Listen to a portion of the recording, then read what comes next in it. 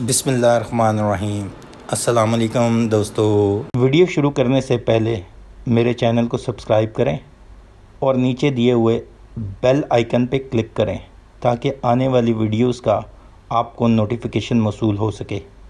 दोस्तों, आज की वीडियो हम लिप्पी फिप्पी के वीकली डाटा के ऊपर एनालिसिस करेंगे। अब अगर हम उनके स्टैट्स देखते हैं इस वीक के, तो उससे पहले मैं आप लोगों से इस वीक की जो न्यूज़ थी जिनके ऊपर मार्केट रिएक्ट करती रही उसको शेयर करना लाजमी समझूंगा। सबसे अहम ये था कि इस वीक में ओवरसीज़ पाकिस्तानी और फॉरेन कॉरपोरेट्स की सेलिंग देखी गई। अगर कम्युलेटिव पूरे वीक का डाटा देखें, उसकी सबसे अहम वजह जो मुझे नज़र आती है वो है यूक्रेन का मसला। यूक्रेन का जो रूस ने इन्वेड किया हुआ है या उसके ऊपर थ्रेट है, जिसकी वजह से काफ़ी ज़्यादा फॉरेन कॉरपोरेट्स जो हैं अपना माल बेचते हुए नज़र आए। डाउन द लाइन अगर देखा जाए तो मार्केट ड्राई लेवल पे नज़र आती है। ड्राई से मुराद ये है कि मार्केट में वॉल्यूम्स बहुत कम हो गए हैं या ट्रेडिंग एक्टिविटी बड़ी कम हो गई है। उसकी सबसे बड़ी रीज़न, सब लोगों को एक उम्मीद है कि इस मौसम या यूजुअली आई से दैट कि सीज़न में मार्केट चलती है, क्योंकि रिज़ल्ट सीज़न का टाइम होता है। रिज़ल्ट टाइम में मार्केट चल रही होती है और ये पहली दफ़ा या आप समझें कि बड़ा ही रेयर देखा जाता है कि फरवरी के मौसम में या फरवरी के मंथ में जब रिज़ल्ट सीज़न काफ़ी हैवी वेट्स के आने होते हैं रिज़ल्ट्स, तो उस केस में मार्केट इस तरह ड्राई चले। दूसरा जो बड़ा इम्पैक्ट मार्केट को या मार्केट को एक फियर है वो है आपके ट्रेड डेफिसिट का, क्योंकि ऑयल प्राइसेस जो हैं वो अपनी प्राइस सस्टेन किए हुए हैं। उसके बिहाइंड भी यूक्रेन का ही मसला चल रहा है, जिसकी वजह से इंटरनेशनल क्रूड ऑयल प्राइसेस नीचे नहीं आ रही और पाकिस्तान में उसकी ऑयल की प्राइसेस बढ़ती जा रही हैं, और जिसकी वजह से एक ट्रेड डेफिसिट का बड़ा गैप आने के चांसेस हैं। और ये ऐसे फियर्स हैं जिससे हमें नज़र आता है कि मार्केट थोड़ी सी स्टेगनेंट समझ लें या रेंज बाउंड समझ लें। लास्ट वीडियो जो मैंने की थी वो मैंने मेरे ख़्याल में थर्सडे की मार्केट को एनालाइज़ किया था कि थर्सडे की एक्सपेक्टेशन शेयर की थी। उसके अंदर मैंने ये बताया था, मार्केट का सेंटिमेंट मैंने बताया था कि पॉजिटिव है। मार्केट अगर करेक्शन की तरफ जाती है तो पहली रेजिस्टेंस लेवल जो थी वो 500 है, दूसरी रेजिस्टेंस लेवल 45,200 है, और अगर उसको ब्रेक करती है तो फिर नीचे जाती हुई नज़र आती है। लेकिन ऑल ऑफ अबव मैंने ये कहा था कि मार्केट को मैं यहाँ से अगले 2 से 3 वीक्स में 1000 पॉइंट पॉजिटिव होता हुआ देख रहा हूँ। ये क्रैक्स था उस पूरी वीडियो का। लेकिन अगर अब हम सिचुएशन देखें, इंटरनेशनल अरीना पे जो ख़बरें देखें और ख़ुसूसन क्रूड ऑयल प्राइसेस देखें और जिस तरह ट्रेड डेफिसिट की मैंने बात की, इन तमाम चीज़ों को देखा जाए तो मार्केट में एक अनसर्टेनिटी नज़र आती है, ख़ुसूसन फॉरेन कॉरपोरेट्स की तरफ से और फॉरेन इन्वेस्टर्स की तरफ से। जिस तरह अभी हम वैल्यूज़ भी देखें इस वीक के डेटे की, तो वो हमें यही नज़र आती है कि जो सबसे बड़े सेलर थे वो ओवरसीज़ पाकिस्तानी थे। वो मार्केट में वॉल्यूम श्रिंक होने की क्लियर कट इंडिकेशन ये है कि मार्केट को अभी डायरेक्शन क्लियर नहीं है। हमारी एक्सपेक्टेशन के मुताबिक मार्केट को एक ऐसी पॉजिटिव न्यूज़ चाहिए है जो कि मार्केट को थोड़ा सा रेजिस्टेंस पहले लेवल का ब्रेक करवाए, तो ये अच्छी, जो कि मैं समझता हूँ कि 46,000 से प्लस क्लोजिंग 2-3 दिन दे, तो ऑटोमेटिकली हम देखेंगे कि मार्केट अपना न्यू हाई बनाती हुई नज़र आएगी या 1000-1500 पॉइंट की बात हमारी क्लियर हो जाएगी कि मार्केट उतना पॉजिटिव हो जाएगी। अब अगर हम ये देखें कि इस वीक के डेटे को देखते हैं, फिर हम अगली एक्सपेक्टेशन लगाते हैं और फिर हम देखेंगे किन सेक्टर्स में या किन स्क्रिप्ट्स में आपको रहना चाहिए। इस वीक के डेटे को देखा जाए तो जिस तरह मैंने बताया, फॉरेन कॉरपोरेट्स और फॉरेन ओवरसीज़ पाकिस्तानीज़ ने काफ़ी ज़्यादा सेलिंग की। अगर उनके नंबर्स काफ़ी हैं, ऑल्दो के मार्केट इस पूरे वीक में मार्केट के वॉल्यूम्स बहुत श्रिंक थे, जिसकी क्लियर कट इंडिकेशन ये थी कि मार्केट डायरेक्शनलेस नज़र आ रही थी, जिससे हमारी ये एक्सपेक्टेशन थी ऑन वेडनेसडे कि मार्केट कंसोलिडेट कर रही है। लेकिन नेक्स्ट डे जब मार्केट नेगेटिव हुई, उसने पहली रेजिस्टेंस ब्रेक की, दूसरी रेजिस्टेंस के करीब गई 45,228 या 50 के करीब गई और फिर वहाँ से रिकवर करती हुई तकरीबन 200 पॉइंट अगले दिन उसने उस दिन भी कुछ रेजिस्टेंस को कवर किया था, उस दिन भी डाउनफॉल को कवर किया था थर्सडे को, और फ्राइडे को पॉजिटिव क्लोजिंग हुई। लेकिन ओवरऑल अगर देखा जाए तो मार्केट ने उस जो न्यूज़ थी रशिया की उसके ऊपर इम्पैक्ट आया मार्केट का। और ऑल ऑफ अबव अब अगर हम डेटे को देखें जाएँ तो सबसे बड़े बायर्स बैंक्स हैं और दूसरे नंबर पे इंडिविजुअल्स आते हैं। इससे क्लियर कट नज़र आता है। और उनके नंबर भी देखे जाएँ तो 177.62 मिलियन रुपीस का नेट बाइंग बैंक्स ने की, फिर इंडिविजुअल्स ने की। और इस तमाम असना में देखा जाए तो इस वीक में जो ब्रोकर्स हैं वो दूसरे बड़े सेलर्स हैं। याद रखिएगा, ब्रोकर बड़े सियाने होते हैं। मैं इसलिए इन्हें सियाना कहता हूँ कि ये लोगों की डायरेक्शन सेट कर रहे होते हैं बाइंग की। दूसरे एंड पे अगर ये सेलिंग कर रहे हैं तो अल्टीमेटली ये चीज़ क्लियर कट इंडिकेट देता है कि ये हमेशा पॉजिटिव रहेंगे मार्केट के बारे में कि बाइंग लेवल है, ये इसने बढ़ जाना है अल्टीमेटली, क्योंकि इनके लिए ये ज़रूरी होता है फॉर एक इंडिविजुअल्स को कि ये बाइंग करेंगे तो अल्टीमेटली फिर सेलिंग भी करेंगे, या नुकसान बुक करेंगे या प्रॉफिट में बुक करेंगे। तो उस लिहाज से ब्रोकर का अगर डाटा देखा जाए तो वो दूसरे बड़े सेलर हैं इस वीक के, जिससे क्लियर कट इंडिकेट नज़र आता है कि हमें जो इंटरनेशनल न्यूज़ है उस लेवल पे कुछ प्रॉब्लम्स नज़र आती। इसके साथ साथ दो और चीज़ें हैं।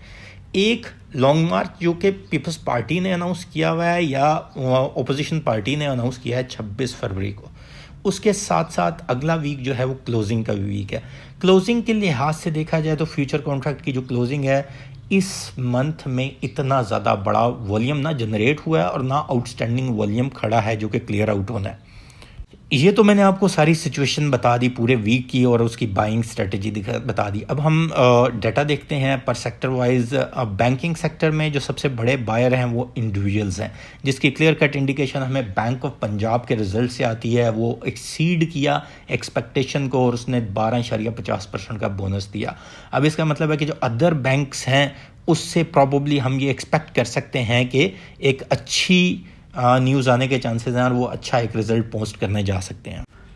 याद रखिएगा लास्ट वीक मैंने बताया था एमसीबी का रिज़ल्ट आया था तो मार्केट ने डाउनवर्ड ट्रेंड लिया था, और उसकी दो बड़ी वजह मैंने आपको लास्ट पीपीपी रिपोर्ट में बताई थी या उसकी वीडियो में बताई थी कि एमसीबी का रिज़ल्ट आया वो इन लाइन टू एक्सपेक्टेशन था। 19-20 आप समझ लें, ऊपर नीचे समझ लें, लेकिन वहाँ सेल ऑन न्यूज़ हुआ और साथ साथ उस टाइम रशिया का मामला भी एस्केलेट होना शुरू हुआ था और फॉरेन कॉर्पोरेट्स ने ठीक ठाक सेलिंग की थी।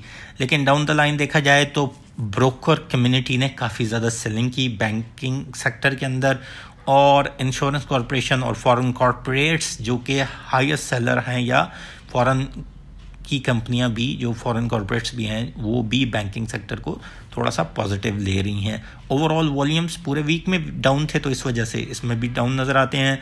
सीमेंट सेक्टर को देखा जाए तो इसमें बैंक्स पॉजिटिव हैं, बाकी सब कुछ नेगेटिव है, और ब्रोकर कम्युनिटी बड़ी पॉजिटिव एक्ट करके गई है। अगर वॉल्यूम चंक वाइज देखा जाए तो उस लिहाज से ब्रोकर ने काफ़ी बड़ा साइज नेट लेवल पे इसका लिया हुआ है। सीमेंट की सबसे अहम वजह तो हमें समझनी चाहिए कि अभी जो ब्रोकर या जो भी बंदा इसमें स्टांस लेगा फरवरी मार्च के स्टार्ट से पहले, उसमें अल्टीमेटली हमें फरवरी के एंड में ये वो टाइम चल रहा है जहां मेरे अपने ख्याल में सीमेंट जो है सबसे लोअर लेवल पे होगा। जैसे ही मोमेंटम थोड़ी सी मार्केट पकड़ेगी तो उसके बाद शायद इन लेवल पे सीमेंट ना मिले, और ख़ुसूसन एक सीमेंट स्क्रिप्ट जिसके राइट की ट्रेडिंग आ रही है, प्रॉबली उसमें लोगों ने प्ले ऑन करने का सोचा हुआ है, वो फ्लाइंग सीमेंट है। और अल्टीमेटली हम देखेंगे, मैं यूजुअली राइट में इनिशियली उन स्क्रिप्ट में नहीं रिकमेंड करता जहाँ बड़ा मार्जिन नहीं है, और in case of flying cement हम इसे देखेंगे कि ये 10 रुपये से नीचे मिल जाएगा। अगला है फर्टिलाइज़र सेक्टर। फर्टिलाइज़र सेक्टर में देखा जाए तो इंडिविजुअल्स की हाई काफ़ी बड़ी सेलिंग है इन कंसीडरिंग द वॉल्यूम, और अगर बाइंग देखी जाए बैंक्स, कंपनीज़ और म्यूचुअल फंड्स की है, इंश्योरेंस कॉर्पोरेशन की है, और इसमें ओवरसीज़ पाकिस्तानी की भी सेलिंग है। अगला है पावर डिस्ट्रीब्यूशन। पावर डिस्ट्रीब्यूशन को देखा जाए तो पावर डिस्ट्रीब्यूशन में बहुत श्रिंक्ड वॉल्यूम है, बहुत थोड़े लेवल पे वॉल्यूम हुए। इसके अंदर ख़ुसूसन कई पावर कंपनियाँ ऐसी हैं जिनका ट्रेड डेफिसिट समझ लें, या वो उनके ट्रेडिंग के जो रुका हुआ था, जो कि हम कहते हैं रेगुलर गवर्नमेंट के ऊपर जो डेफिसिट बनता जाता है उस चीज़ को, जिसके अंदर आईपीपीज़ की पेमेंट को हम मतलब सब लोग जानते हैं, वो गवर्नमेंट ने काफ़ी हद तक इस टेन्योर में लास्ट टाइम में क्लियर किया है। कुछ लोगों ने अच्छा स्टांस लिया है। ये हाई डिविडेंड यील्ड स्क्रिप्ट होते हैं और इसके अंदर एक जो अहम चीज़ है कि इनकी ईपीएस बहुत अच्छी है, लेकिन इनकी प्राइस काफ़ी डाउन है। ये अपनी डिविडेंड यील्ड मुताबिक ये सबसे लोएस्ट डिविडेंड यील्ड सेक्टर है पूरी मार्केट में। इसके साथ अगला सेक्टर देखें तो ऑयल एंड गैस एक्सप्लोरेशन है। इसके अंदर सेम अभी तक वही इशू चल रहा है कि गवर्नमेंट ने अभी तक जो रिफाइनरी पॉलिसी नहीं अनाउंस की, उस लिहाज से इसे इम्पैक्टेड नज़र आता है। Oil and gas exploration sector में 6 महीने के लिए पोजीशन लेना चाहें तो ATRL, OGDC, PPL, ये तीनों ऐसे ब्लू चिप स्क्रिप्ट हैं जो कि आपको बहुत अच्छा फ़ायदा देंगे। और इसके साथ साथ आप SNGPL में भी पोजीशन ले सकते हैं क्योंकि उसमें भी काफ़ी ज़्यादा गैप है। अगला जाता है ऑयल मार्केटिंग और oil and gas marketing sector. ये एक ऐसा सेक्टर है जिसके अंदर रेगुलर प्राइस बढ़ रही है। 160 रुपये का ऑयल हो गया हुआ है और इसके अंदर काफ़ी ज़्यादा interest over the time show किया। इस दफ़ा इंडिविजुअल इसमें पॉजिटिव है, ब्रोकर कम्युनिटी नेगेटिव है, बाकी सारों ने इसमें सेलिंग किया है और ख़ुसूसन ओवरसीज़ पाकिस्तानी और फॉरेन कॉर्पोरेट्स की वजह मैं बता चुका हूँ। इसमें बहुत अच्छे रिज़ल्ट्स आए हैं और अल्टीमेटली हम देख सकते हैं जितनी भी कंपनियाँ इसमें इन्वॉल्व हैं वो आने वाले ये जो मार्च एंडिंग का भी होगा वो भी बहुत अच्छा उनका क्लोजिंग होगा। अगली जी है सबसे अहम सेक्टर जिसको मैं गिनता हूँ बैंकिंग के बाद, वो है टेक्नोलॉजी सेक्टर। टेक्नोलॉजी सेक्टर में अब रिज़ल्ट्स आने वाले हैं। जो सबसे अहम चीज़ है टेक्नोलॉजी सेक्टर में या सबसे अहम स्क्रिप्ट है उसमें टैली है। टैली अब चीप हो गया है, इस लेवल पे है क्योंकि इसका सुपरनेट का जब IPO क्लोज आएगा तो अल्टीमेटली इसमें मूवमेंट होगी और ये 20 को आसानी से टच करता हुआ नज़र आएगा। इसमें घबराने वाली बात नहीं है, इसमें पोजीशन ले सकते हैं और ये हम देखेंगे कि ये सुपरनेट के IPO जब आ रहा हो उस टाइम आप इसमें पोजीशन लें और लेट गेट एग्जीक्यूटेड और उसमें से निकल भी जाएं प्रॉफिट टेकिंग करते। उसके साथ साथ आपके पास ऑक्टोपस है, सिस्टम लिमिटेड है, आपके पास TRG भी अच्छा है, लेकिन TRG डे ट्रेडर के लिए, इसलिए बहुत वाइजली उसमें काम करें। मैंने कभी रिकमेंड नहीं किया, लेकिन I do say that TRG भी इस वक्त चीप हो गया हुआ है। और इस वीक में टेक्नोलॉजी सेक्टर में बाइंग भी है। किसकी बाइंग है? सबसे ज़्यादा बैंक्स की बाइंग है, इंडिविजुअल्स की और कंपनीज़ की भी बाइंग है। और अगर देखा जाए ओवरसीज़ पाकिस्तानीज़ और फॉरेन कॉर्पोरेट्स में इसमें सेलिंग की हुई। फूड सेक्टर में कोई इतनी ज़्यादा एक्टिविटी नहीं हुई। ओवरऑल जो सेलिंग है इसके अंदर ओवरसीज़ पाकिस्तानी के लिए पाकिस्तानी ने सेलिंग की है और इंडिविजुअल्स की थोड़ी सी बाइंग है और इसी तरह कंपनीज़ की बाइंग है। अगला सेक्टर जो है वो टेक्सटाइल सेक्टर है। टेक्सटाइल सेक्टर के लिए बड़ी पॉजिटिव न्यूज़ है regarding export wise. Ever highest export हो गई हैं पाकिस्तान की। अभी तक ये जो 6 से 7 महीने गुजरे हैं उसमें जो डाटा आया है उसमें सबसे एवर हाईएस्ट एक्सपोर्ट पाकिस्तान की कंपनियों ने की है। तो ऑटोमेटिकली टेक्सटाइल के लिहाज से बहुत अच्छे रिजल्ट्स आने जाएंगे।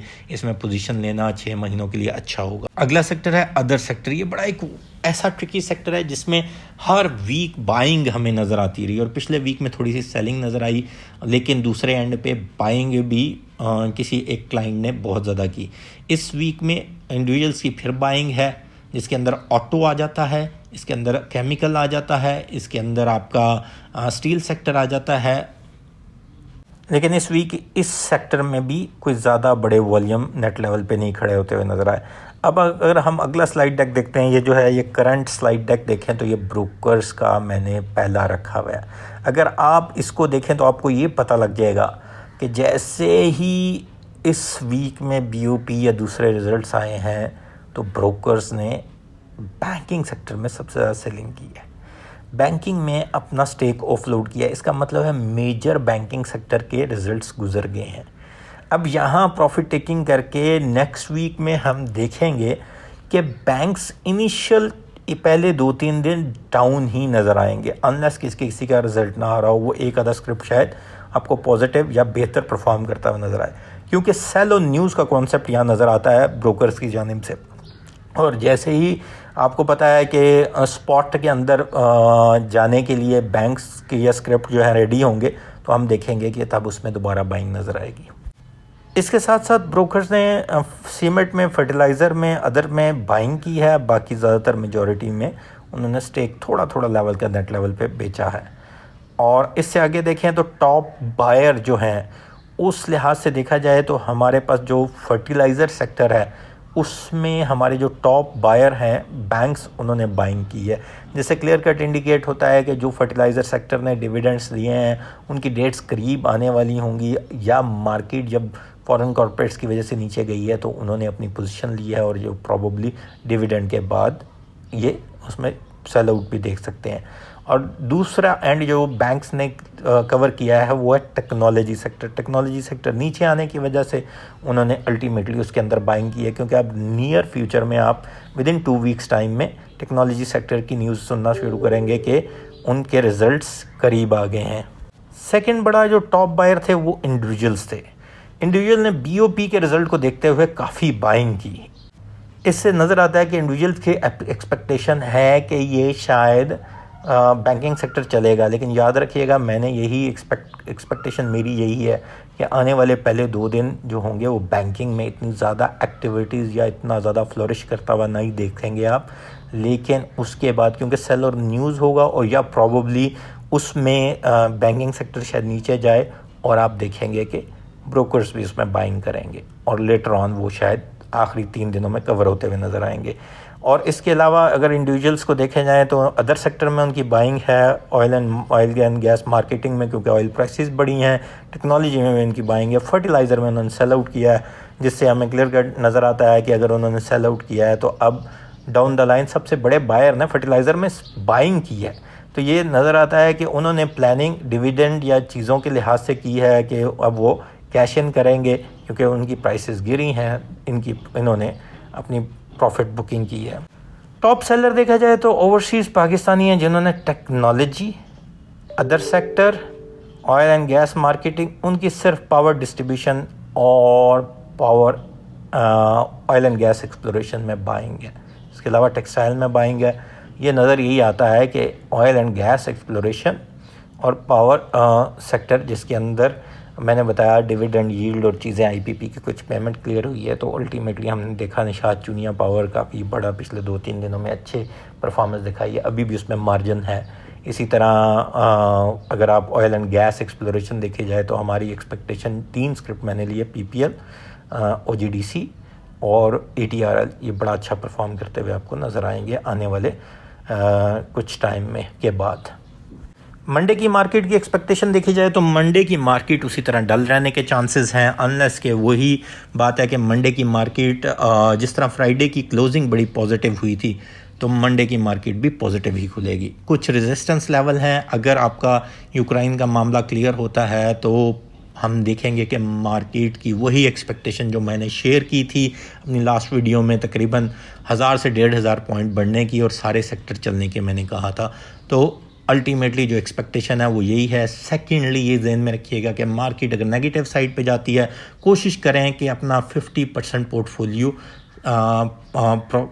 सेल ऑन न्यूज़ या आपके प्रॉफिट टेकिंग पे रखें, ताकि प्रॉफिट टेकिंग हाई लेवल पे करके आपके पास चांस हो कि लोअर लेवल पे एंटर हो जाए।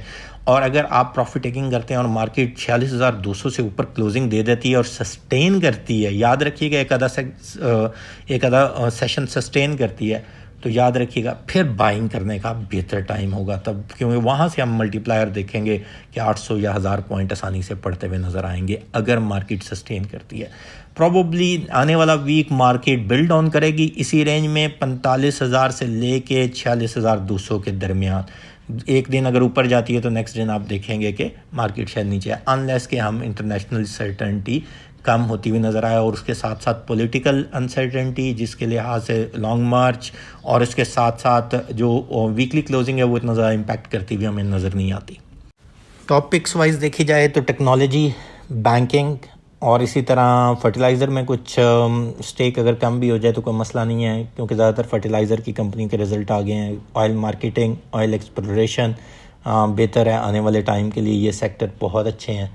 और ख़ुसूसन कोशिश करें कि ब्लू चिप्स में बैठें। ब्लू चिप्स उनको कहा जाता है जिनके ओवर द टाइम रिजल्ट्स बड़े अच्छे होते हैं, ताकि अगर मार्केट में कोई खुदा न खास्ता कोई अनसर्टेनिटी या लॉन्ग मार्च से रिलेटेड कोई ऐसी एक्शन हो जाता है तो आप अपने आप को कवर कर सकें। इसीलिए मैंने आपको कहा है कि 50% आप लिक्विड रहने की कोशिश करें, ताकि जब मार्केट अच्छी क्लोजिंग ऊपर दे तो तब हम उसमें अच्छा जंप इन करके प्रॉफिट टेकिंग कर सकें।